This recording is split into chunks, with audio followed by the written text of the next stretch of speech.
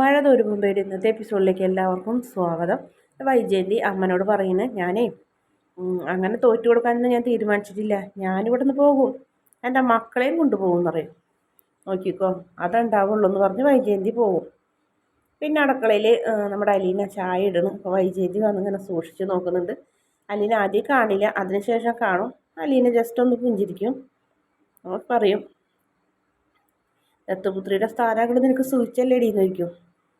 ഞാൻ ആവശ്യപ്പെട്ടിട്ടല്ല സാറ് എനിക്ക് അത് തന്നത്, പിന്നെ എന്തേ ആവശ്യപ്പെട്ടപ്പോൾ വേണ്ടാന്ന് പറഞ്ഞു തന്നപ്പോൾ വേണ്ടാന്ന് പറയുന്നേ, അതെന്തിനാ അങ്ങനെ പറയുന്നതെന്ന് ചോദിച്ചു. നിന്നെ ഞാനിവിടുന്ന് പറഞ്ഞയച്ചതല്ലേടി, നീ ജയിച്ചല്ലേ എന്ന് ചോദിച്ചു. ഞാൻ ആരുടെ മുന്നിലും ജയിച്ചിട്ടുമില്ല തോറ്റിട്ടുമില്ല എന്ന് പറയും. ഞാൻ തോറ്റോടിയതല്ലല്ല, നിങ്ങളെല്ലാവരും കൂടെ എന്നെ പറഞ്ഞയച്ചതല്ലേ. നിന്നെ ഞാൻ തോൽപ്പിച്ച് ഓടിച്ചതല്ലേ, എന്നിട്ട് പിന്നെ നീ എന്തേടി വന്നത്? ഞാൻ പോയതാണ്, എന്നെ പോകാൻ സമ്മതിക്കാഞ്ഞതല്ലേ.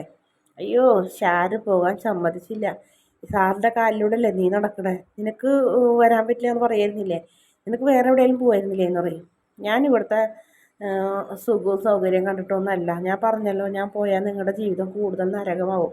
നരകമായിക്കോട്ടെ, നിനക്കെന്താ, നിൻ്റെ ഔദാര്യത്തിൽ ഞങ്ങൾക്ക് ആർക്കും ജീവിക്കേണ്ട. എൻ്റെ മക്കളുടെ സ്ഥാനം നിനക്ക് കിട്ടിയെന്ന് വിചാരിച്ച് നീ അഹങ്കരിക്കുകയും വേണ്ട. അത് തന്ന ആളെ കൊണ്ട് തന്നെ എടുത്ത് കളയിപ്പിക്കാനും എനിക്കറിയാം കേട്ടോ എന്ന് പറയും. എന്നിട്ട് വൈജയന്തി തിരിച്ചു പോകും. എന്നിട്ട് വീണ്ടും വന്നിട്ട് പറയും, ഞാനും നീയും കൂടെ ഒരു വീട്ടിൽ താമസിക്കുന്നത് നീ വിചാരിക്കേണ്ട, ഓർത്തോ, ഒന്നില്ലെങ്കിൽ ഞാൻ അല്ലെങ്കിൽ നീ എന്ന് പറഞ്ഞു കഴിഞ്ഞിട്ട് ഭീഷണിപ്പെടുത്തി പോകുന്നതാണ് കാണിക്കുന്നത്. അതിനുശേഷം വീണ്ടും പിന്നെ പിറ്റേ ദിവസം രാവിലെയാണ് അലീന ചായ ആയിട്ട് മുത്തശ്ശിയുടെ അടുത്തേക്ക് പോണ്. എന്തോ ചെറിയ ബ്രേക്ക്ഫാസ്റ്റൊക്കെ ഉണ്ട്. മുത്തശ്ശി വല്ലാത്ത വിഷമത്തോടെ ഇങ്ങനെ ഇരിക്കുകയാണ്. മുത്തശ്ശി എന്ന് പറഞ്ഞ് വിളിക്കും. മുത്തശ്ശി ഒന്നും മിണ്ടില്ല. എന്നിട്ട് പറയും, എന്നാൽ കാപ്പി കുടിക്കുകയെന്ന് പറയും. മുത്തശ്ശിക്ക് എന്നോട് ചെറിയ നീരസം ഉണ്ടല്ലേ എന്ന് പറയും. നിന്നെ ബാലേന്ദ്രൻ ദത്തോത്രിയായി അംഗീകരിച്ചെന്ന് വിളംബരം ചെയ്തെന്ന് കേട്ടല്ലോ. കേട്ടു, പറഞ്ഞു, ഞാൻ ആവശ്യപ്പെട്ടിട്ടല്ല എന്ന് പറയും. എനിക്ക് ദത്തുപുത്രിയുടെ സ്ഥാനം തന്നാലും ഞാൻ ഒന്നും ആഗ്രഹിക്കുന്നില്ല മുത്തശ്ശി, എനിക്ക് ഈ വീട്ടിലൊരു ചില്ലിക്കാശ് വേണ്ടാന്ന് പറയും. ഞാൻ പോകാൻ തയ്യാറായതുകൊണ്ട്, ഞാൻ ഈ വീട്ടിലെ സൗകര്യങ്ങളും ഭക്ഷണത്തിൻ്റെ രുചിയും ശമ്പളവും ഒന്നും ആലോചിച്ചിട്ട് നിന്നതല്ല. ഞാൻ നിങ്ങളെല്ലാവരെയും സ്നേഹിച്ചു, അത്രേ ഉള്ളൂ. നിങ്ങളുടെ മനസ്സിൽ ഞാൻ കൂട്ടത്തു നിന്ന് വന്ന ഒരു അനാഥയാണെന്ന് എനിക്കറിയാം. ഞാൻ എത്ര ദത്തബുദ്ധിയായാലും എൻ്റെ മനസ്സിൽ ഞാൻ അലീന തന്നെയാണ് എന്ന് പറയും. അപ്പം മുത്തശ്ശി പറയുന്നുണ്ട്, ഏതമ്മയ്ക്കും മക്കൾ വിഷമിക്കുന്നുണ്ട വിഷമം തന്നെയാണ്. വൈദ്യ കിടന്ന് വിഷമിക്കുന്നുണ്ട കാണുമ്പോൾ എനിക്കും വിഷമമുണ്ടെന്ന് പറയും. അത് മാഡത്തിൻ്റെ കയ്യിലിരിപ്പുണ്ടെന്ന് പറയും. അവനാ കുഴിക്കുന്ന കുഴിയിൽ അവനാ വീടെന്ന് പറയും. അതെന്താ നീ അങ്ങനെ പറഞ്ഞത് എന്ന് ചോദിക്കും. അല്ലെങ്കിൽ ഇത്രയും സുഖ സൗകര്യത്തോടെ നല്ല സന്തോഷത്തോടെ മക്കളുടെയും ഭർത്താവിൻ്റെയും കൂടെ ജീവിക്കേണ്ട മാഡല്ലേ ഇങ്ങനെ അഹങ്കാരം കാണിച്ച് നടക്കേണ്ട വല്ല കാര്യമുണ്ടോ? വെറും ഒരു ജോലിക്കാരിയെ പറഞ്ഞയക്കാൻ പഠിച്ച പണി 18 നോക്കിയിട്ട് പറ്റാണ്ട് തോറ്റ് വീണ്ടും നിൽക്കുകയാണ്. എന്ത് കാര്യമുണ്ട്? എന്നെ അങ്ങനെ കാണുന്നത്, ശത്രുവായിട്ട് കാണുന്നത് കൊണ്ടല്ലേ. ഒരു സാധാരണ ജോലിക്കാരിയായിട്ടെങ്കിലും എന്നെ കണ്ടിരുന്നെങ്കിൽ ഇവിടെ ഇത്രയും പ്രശ്നങ്ങൾ ഉണ്ടാവുമോ? സാറിനായിട്ട് പ്രശ്നം ഉണ്ടാവില്ലായിരുന്നല്ലോ എന്ന് പറയും. അപ്പം മുത്തശ്ശി ഒന്നും മിണ്ടണില്ല. മുത്തശ്ശി പിന്നെ പറയുന്നത്, ഞാൻ എന്നാ പറയാനാണെന്ന് പറയും. അവളുടെ മനസ്സിലെ വിഷമം കണ്ടപ്പോൾ എൻ്റെ മനസ്സ് അങ്ങനെയായി എന്ന് പറയും. എന്തായാലും മുത്തശ്ശിക്ക് എന്നോട് നീരസമുണ്ടെന്ന് എനിക്കറിയാമെന്ന് പറയും. ഇല്ല എന്നൊന്നും മുത്തശ്ശി പറയുന്നുമില്ല.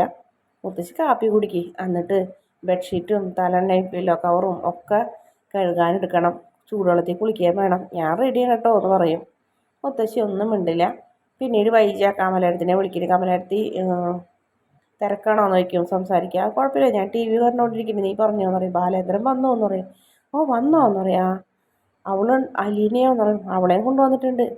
വന്നപ്പോൾ തന്നെ ഒരു വിളംബരം ഉണ്ടായി എന്ന് പറയും. എന്താ അത് എന്ന് ചോദിക്കും. അവളെ ദത്തുപുത്രിയായി ബാലചന്ദ്രൻ അംഗീകരിച്ചു എന്ന് പറഞ്ഞു. ദത്തുപുത്രിയോ? പെൺകുട്ടികളില്ലാഞ്ഞിട്ടാണ് അവളാ? ഇതൊക്കെ അവൻ്റെ ഒരു സൂക്കേടുണ്ട്, നിൻ്റെ കണ്ണിൽ പൊടിയിടാൻ വേണ്ടിയിട്ടാണ്. ഇതൊക്കെ നിൻ്റെ വീട്ടിൽ മാത്രം നടക്കുള്ളൂ. എനിക്കൊന്നും അറിയില്ല കമലടുത്തി, എന്താ ചെയ്യേണ്ടതെന്ന് അറിയില്ല. എൻ്റെ മക്കളെ മുന്നിൽ വെച്ച് മൂത്ത മകളുടെ സ്ഥാനവും സാവകാശവും അധികാരവും ഒക്കെ കൊടുത്ത് ഇഷ്ടമുള്ളവർ മാത്രം ഇവിടെ നിന്നാൽ മതി, അംഗീകരിക്കാൻ പറ്റാത്ത ആൾക്കാരോട് ബോർഡിങ്ങിലോ എവിടെ വേണമെങ്കിലും താമസിച്ചോളാൻ പറയുന്നു. എൻ്റെ പൊന്ന് വൈജയന്തിനെ സമ്മതിക്കണം ഈ വീട്ടിൽ. നീ ഇതിപ്പോൾ തന്നെ രാജീവനെ വിളിച്ച് പറയും, ഞാൻ ശിവേടനെ വിളിച്ച് പറയാം. എന്തെങ്കിലും വേണം ചെയ്യണം കമലടുത്തി. എനിക്കും ഇങ്ങനൊരു സ്ഥാനം അവൾക്കൂടെ കൊടുക്കുമ്പോൾ എനിക്ക് അവളെ എടുത്ത് ഇവിടെ നിൽക്കാൻ പറ്റില്ല എന്ന് പറയും.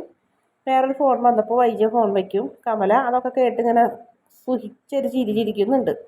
പിന്നീട് മനു വരണം, ജോലി കഴിഞ്ഞിട്ട് മനു വരുമ്പോൾ സഹോദരി എന്നിന് ഡോറൊക്കെ തുറന്നു കൊടുക്കാൻ വരുന്നത്. അമ്മ എന്തേന്ന് ചോദിക്കും. അമ്മ അതേ ഫോണിലാണെന്ന് പറയും. പരദൂഷണം ആരോടാണെന്ന് ചോദിക്കും. ആൻറ്റി ആയിരുന്നു ഇത്ര നേരം, ഇപ്പം അച്ഛനാണെന്ന് പറയും. എന്തത്ര നേരം പറയാൻ? അത് കുറേ ഉണ്ട് പറയാൻ, സംഗതി ഒന്നും അറിഞ്ഞില്ലേന്ന് ചോദിക്കും. അല്ലേ അറിഞ്ഞില്ല, എന്നാൽ നമുക്ക് ഇരുന്ന് സംസാരിക്കാമെന്ന് പറയും. ബാലേന്ദ്രൻ ഞങ്ങൾ തിരിച്ചു വന്ന് അലീനയും. ആണോ എന്ന് ചോദിക്കും. ആ, കൂട്ടത്തിൽ വമ്പനൊരു പ്രഖ്യാപനം എന്ന് പറയും. അതെന്താ? മൂത്ത മകളായി ദത്തെടുത്തു എന്ന്. മകളായിട്ടോ എന്ന് ചോദിക്കും. ആ, അപ്പം നമ്മുടെ ആ മനുവിന് ഭയങ്കര സന്തോഷമാവണം ഉള്ളിൽ. മൂത്ത മകളായിട്ട് അംഗീകരിച്ചു. അത് അത് അംഗീകരിക്കാൻ താല്പര്യമില്ലാത്ത ആൾക്കാർക്ക് ബോർഡിങ്ങിലോ വേറെ വീട്ടിലോ എവിടെ വേണമെങ്കിലും താമസിക്കാൻ സൗകര്യം ഒരുക്കി കൊടുക്കാമെന്നും ബാലേന്ദ്രൻ അങ്കിൾ പറഞ്ഞു. എനിക്ക് നല്ലൊരു സംശയമുണ്ട് മനുവേട്ടാ, അങ്കിളിൻ്റെ ശരിക്കും മകളായിരിക്കും അലീന? ഏയ് അങ്ങനൊന്നുമില്ല എന്നറിയും. അവളൊരു പാവമുണ്ട് എന്ന് പറയും. പാവമായിട്ടല്ലേ ഒരു വീട്ടിലെ എല്ലാവരുമായിട്ടും ഫൈറ്റ് ചെയ്ത് നിൽക്കണേ. അങ്കിള് അങ്ങനെ ഒരു തീരുമാനം എടുത്തപ്പോൾ ആൻറ്റി ഒന്നും പറഞ്ഞില്ലേ എന്നറിയാം. അപ്പോൾ ഒന്നും മിണ്ടിയില്ല, കാരണം കേട്ടിക്കാനേ പറ്റുള്ളൂ. എണിയറയിൽ ഇപ്പോൾ ഓരോന്നൊക്കെ നടക്കുന്നുണ്ടെന്നറിയും. സംഗതികളൊക്കെ ഇപ്പം നിലവിൽ ശാന്തമാണെങ്കിലും പക്ഷേ പോയതൊരു നിമിഷം ഒരു പൊട്ടിത്തെറി നടക്കുമെന്ന് പറയും. ആണോ എന്നറിയും. അല്ല ഞാനൊരു കാര്യം ചോദിക്കട്ടെ എന്നറിയും. എന്തായാലും മനുവേട്ടൻ കഴക്കൂട്ടെന്ന് പോയിക്കൊണ്ടുവന്ന മുതൽ കൊള്ളാമെന്ന് പറയും. നല്ല തൻ്റെ ഇടം ഉണ്ടെന്ന് പറയും. ഇല്ലടി, ഒരു തൻ്റെ ഇടവും ഇല്ല, അവൾ പാവമാണെന്ന് പറയും. ഉവ്വ പാവമായിട്ടല്ലേ ഒരു ഹോം നേഴ്സ് ഇങ്ങനെ നിൽക്കണത്. ഹോം നേഴ്സൊന്നും നമ്മൾ ഇട്ടതല്ലേടി, അവളൊരു ഹോം നേഴ്സൊന്നുമല്ല, അവളൊരു പാവം പെൺകുട്ടിയാണെന്ന് പറയും. എന്താണ് മനുവേട്ടന് മനസ്സിൽ എന്തെങ്കിലും ഉണ്ടോ എന്നൊക്കെ ചോദിക്കും. അപ്പം മനു ചിരിക്കിന്. കാരണം മനുവിൻ്റെ മനസ്സിൽ അലീനയോട് സ്നേഹമുണ്ട്. പക്ഷെ അത് പെങ്ങളോട് തുറന്ന് പറയാൻ പറ്റില്ലല്ലോ, എന്നാലും പറയുന്നു. എനിക്ക് അവളെ ഇഷ്ടം തന്നെയാണ്. ഞാൻ കണ്ടതിൽ വെച്ച് ഏറ്റവും നല്ല കുട്ടീനെ അവളെന്ന് പറയും. മുത്തശ്ശൻ കണ്ടെത്തിക്കൊണ്ടതല്ലേ, ഞാനല്ല എന്ന് പറയും. പിന്നെ എടി നീ എനിക്കൊരു ബ്ലാക്ക് കോഫി ഇട്ട് തരുമോ എന്ന് ചോദിക്കും. ഓക്കെ ഡിയർ, ഇട്ട് തരാം. പക്ഷേ എൻ്റെ നെറ്റ് തീർന്നിരിക്കണേ, ചാർജ് ചെയ്ത് തരണം കേട്ടാന്ന് പറയും. എന്ന് പറയും. അങ്ങനെ ചായ ഇട്ട് കൊടുക്കാൻ പെങ്ങൾക്ക് മൊബൈൽ റീചാർജ് ചെയ്ത് കൊടുക്കേണ്ടി വരുന്നു മനുവിന്. മനു വന്നതും പിടിച്ചതൊന്നും കമൽ അറിയുന്നില്ല. അങ്ങനെ മനു നല്ല സന്തോഷത്തോടെ റൂമിലേക്ക് പോകും. പിന്നീട് അലീന ചൂലൊക്കെ ആയിട്ട് വരുന്നുണ്ട്. ചൂലെടുത്ത് നേരെ അടിച്ചു വരാൻ വരുന്നു. അപ്പോഴത്തേന് പേപ്പർ വരുന്നുണ്ട്. ആ പേപ്പറൊന്നും എടുത്ത് അപ്പുറമൊക്കെ തിരിച്ച് മറിച്ചൊക്കെ നോക്കി അതവിടെ കൊണ്ടുപോയി ചിരി വിട്ടും ജോലിയിൽ മുഴുകുന്നുണ്ട്. അപ്പോൾ കൃഷ്ണമോൾ അങ്ങോട്ട് വരുന്നുണ്ട്. അപ്പോൾ ചേച്ചി മുറ്റടിക്കുന്നുണ്ടപ്പോൾ ഓടി വന്ന് ചോദിക്കും. ദത്തുപുത്രി വീണ്ടും പണിയൊക്കെ തുടങ്ങിയോ? പിന്നെ അല്ലാണ്ട് പണി തുടങ്ങണ്ടേ എന്ന് പറയും. നീ എന്നെ അങ്ങനെ അംഗീകരിച്ചോ? അതുക്കും മേലെ എന്ന് പറയും. എന്നിട്ട് ആ ചൂലെടുത്ത് കഴിഞ്ഞിട്ട് കൃഷ്ണമോള് മേടിച്ചടിക്കിനെ കൊണ്ടാ ഞാൻ അടിക്കാം, ചേച്ചി പോയി ചായ ഇട്ടോളാൻ പറയും. നിനക്ക് പഠിക്കാനൊന്നും ഇല്ലേന്ന് ചോദിക്കും. ഞാൻ ഞാൻ പഠിച്ചിട്ടാണ് വന്നത്. ചേച്ചി പോയി കോഫി ഉണ്ടാക്ക്, ഞാൻ അടിച്ചോളാന്ന് പറയും. അങ്ങനെ ആ ചൂല് മേടിക്കും. അതിന് ശേഷം ചായ ആയിട്ട് ബാലചന്ദ്രൻ്റെ അടുത്തേക്ക് ചെല്ലാണ്. അപ്പോൾ ബാലചന്ദ്രൻ എങ്ങനെയുണ്ട് ദത്തുപുത്രിയായിട്ടുള്ള ഭരണം എന്ന് പറഞ്ഞപ്പോൾ വലിയ ഇതൊന്നും ഇല്ലയെന്ന് പറയും. അതെന്താ? വൈജ കാല് എന്താ നായരെ പോലെ അങ്ങോട്ടും ഇങ്ങോട്ടൊക്കെ നടക്കുന്നുണ്ടാവുമല്ലേ എന്ന് പറയും. പിന്നെ ബാക്കിയുള്ളവരെ അവസ്ഥ എങ്ങനെയാണെന്ന് ചോദിക്കും. ബാക്കിയുള്ളവരവസ്ഥ എന്ന് പറഞ്ഞാൽ കൃഷ്ണമോൾക്ക് എന്നോട് നല്ല സ്നേഹമുണ്ട്, ആദ്യത്തെക്കാൾ ഇത്തിരി കൂടിയോ എന്നൊരു സംശയമുണ്ട്. അവൾ എൻ്റെ ശരിക്കുള്ള ജോലിന് കൈതക്കൽ മാളിക വീട്ടിൽ ആരായിട്ടും ഒരു ബന്ധം അവൾക്കില്ല എന്ന് പറയും. രോഹിത്തും ബബിയും നോക്കും. അവർക്ക് എന്നെ ആദ്യമേ ഇഷ്ടമല്ലല്ലോ, അതുകൊണ്ട് തന്നെ ഇപ്പോഴും പ്രത്യേകിച്ച് ഇഷ്ടമൊന്നുമില്ല എന്ന് പറയും. മുത്തശ്ശിക്കും അങ്ങനെ തന്നെയാണ്. മുത്തശ്ശിക്ക് സ്വന്തം മകൾ ലക്ഷ്മിക്കിനെ കണ്ടാൽ എന്നെ സ്നേഹിക്കാൻ കഴിയില്ലല്ലോ. മുത്തശ്ശിക്കും എന്നോട് വലിയ താല്പര്യമൊന്നും ഇല്ല എന്ന് പറയും. അതൊന്നും വേണ്ട. അപ്പോൾ ഇനി എന്താ അടുത്ത തീരുമാനം? ഈ നിയമം ഇനി വീണ്ടും മാറ്റേണ്ടി വരുമോ എന്ന് ചോദിക്കും. ഞാൻ നിന്നെ ദത്തുപുത്രിയായിട്ട് അംഗീകരിച്ചപ്പോൾ നിൻ്റെ മനസ്സിൽ എന്താ തോന്നിയെന്നറിയും. എനിക്ക് പ്രത്യേകിച്ച് ഒന്നും തോന്നിയില്ല സാറേ എന്നറിയും.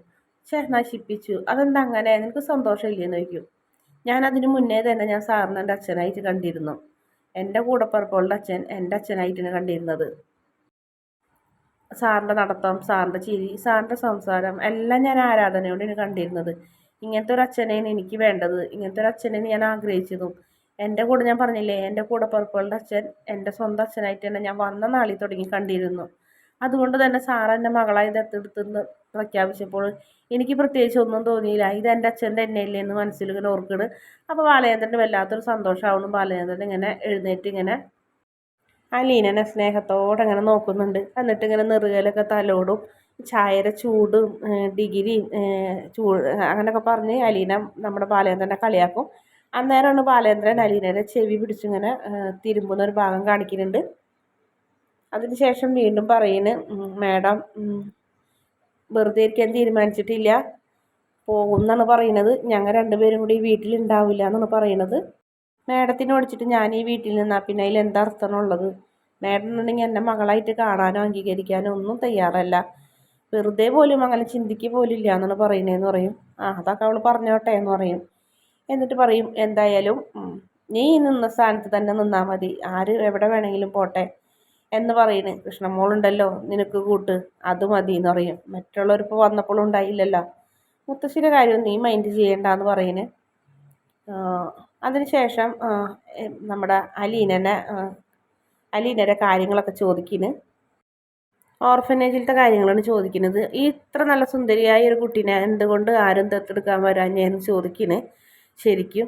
പറയും, ഒരുപാട് പേര് എന്നെ കണ്ട് കൊതിച്ച് ദത്തെടുക്കാൻ വന്നിട്ടുണ്ടെന്നാണ് പറയുന്നത്. പക്ഷെ പ്രജിത്ത മമ്മി ആർക്കും കൊടുത്തില്ല. അതെന്താണെന്നറിയും.